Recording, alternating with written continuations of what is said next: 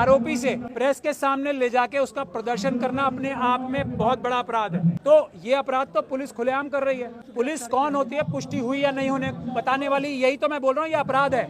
और इस अपराध के खिलाफ कानूनी कार्रवाई करना जो गोल्डन दास जी कर रहे हैं, ये उनकी जिम्मेदारी है, एक्ट ने लगाई है। पुलिस की ताकत नहीं है ये बताने की कि रेप है या नहीं है, ये अदालत का काम होता है। पुलिस का काम होता है अपनी पुलिस रिपोर्ट फाइल करना अदालत में। जो पुलिस ये बताती है वो अपराधी है, मैं सीधे सीधे बोल रहा हूँ। अगर उनका वकील मैं हूँ, ये जो काम कराया है ना, ये भी SC/ST एक्ट का अपराध है। इसके लिए भी एक FIR दर्ज कराऊंगा। जो उनसे माफी जबरदस्ती मंगवाई जा रही है, ये एक तरीके से अपहरण करके जो काम करते हैं ना, किसी को जबरदस्ती मार पीट के काम करा जाते हैं, वो अपने आप में एक बहुत बड़ा अपराध है। हमारे नेता और हमारे बाकी सब जो अग्रणीय लोग हैं, अगर वो एक साथ मिलके एक दूसरे का साथ नहीं देंगे तो यही होगा। क्योंकि उनकी सबसे बड़ी ताकत क्या है, आपका गला काटे और आपको उफ ना करने दें, ना आपको करने दें, ना आपके बिहाफ पे या आपकी मदद करने किसी को आने दें। यही तो मनुवादियों की सबसे बड़ी ताकत है।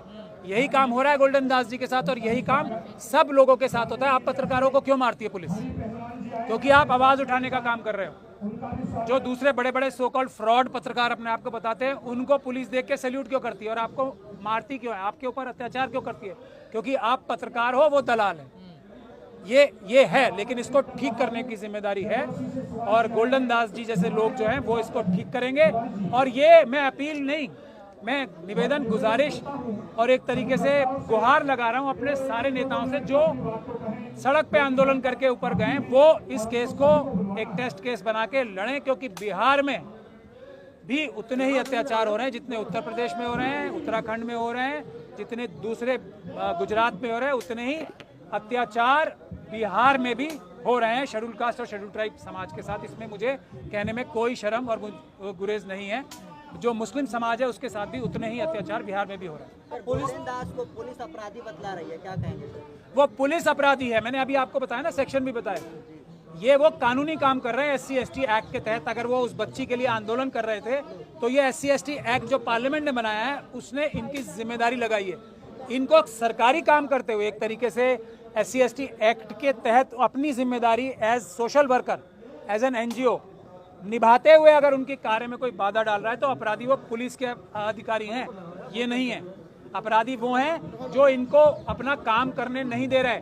अपराधी वो हैं जो इनको उस बच्ची के और उस बच्ची के परिवार को न्याय दिलवाने से के रास्ते में रोड़े अटका रहे हैं। उसमें पुलिस अधिकारी सबसे ऊपर अपराधी। आंदोलन करना भी अपराध है क्या आप देश में?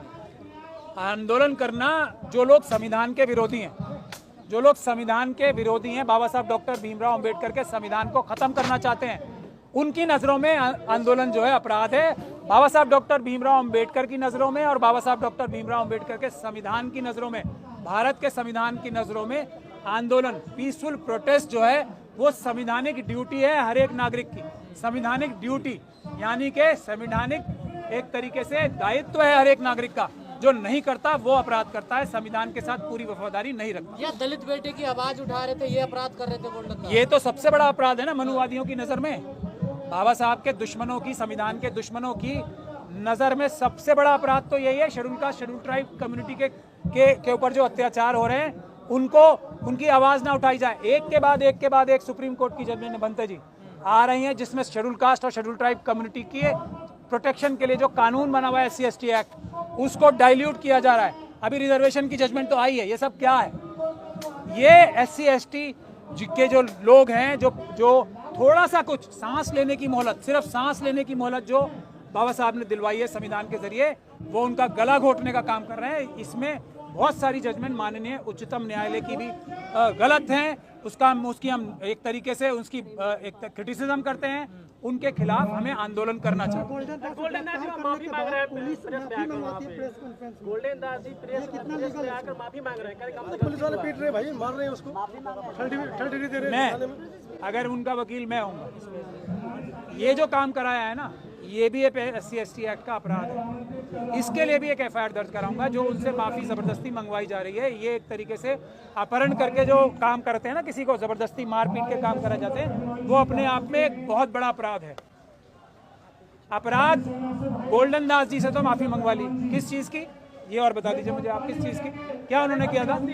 हाँ, क्या गलती हुआ वो बता रहे हैं, वो क्या गलती किया हमने? गलती नहीं बता रहे और गलती हुआ है लेकिन बिहार में सुशासन बाबू की सरकार है, बढ़िया सरकार बताई जाती है वो तो है, तो गलती नहीं बता रहे और माफी मांग रहे हैं। वो गलती तो नहीं बता पा रहा ना उनकी कोई, तो वो खुद भी अपनी गलती, यही तो एक एक एक एक बड़ा सुशासन का माना जाता है। एक कहावत है, मैं आपको बता दूं, एक जंगल में से ना एक के भैंस पकड़ने के लिए एक किसी ने, प्रशासन ने कार्यक्रम शुरू किया, तो हाथी जो है बहुत तेजी से भागे जा रहा था। तो उससे पूछा लोगों ने कि भाई तुम क्यों भाग रहे हो? तो भैंस पकड़ने के लिए हो रहा है। कि वो बोले जो ये सुशासन चल रहा है ना इस समय, मुझे अपने आप को हाथी साबित करने के लिए और ये बात साबित करने के लिए कि मैं भैंस नहीं हूँ, कम से कम 25 साल लग जाएंगे, इसलिए मैं भाग रहा हूँ। ये काम बिहार पुलिस कर रही है, ये सरासर अपराध है, अन्याय है। और ये नहीं मैं कह रहा कि ये गोल्डन दास जी के साथ अपराध है, ये जनरली अपराध है कि किसी भी अपराधी से या किसी भी अक्यूज से, अपराधी से नहीं सॉरी, किसी से भी आरोपी से प्रेस के सामने ले जाके उसका प्रदर्शन करना अपने आप में बहुत बड़ा अपराध है। तो ये अपराध तो पुलिस खुलेआम कर रही है। पुलिस कौन होती है, पुष्टि हुई या नहीं होने बताने वाली, यही तो मैं बोल रहा हूँ, ये अपराध है। और इस अपराध के खिलाफ कानूनी कार्रवाई करना जो गोल्डन दास जी कर रहे हैं, ये उनकी जिम्मेदारी है, एक्ट ने लगाई है। पुलिस की ताकत नहीं है ये बताने की कि रेप है या नहीं है, ये अदालत का काम होता है। पुलिस का काम होता है अपनी पुलिस रिपोर्ट फाइल करना अदालत में।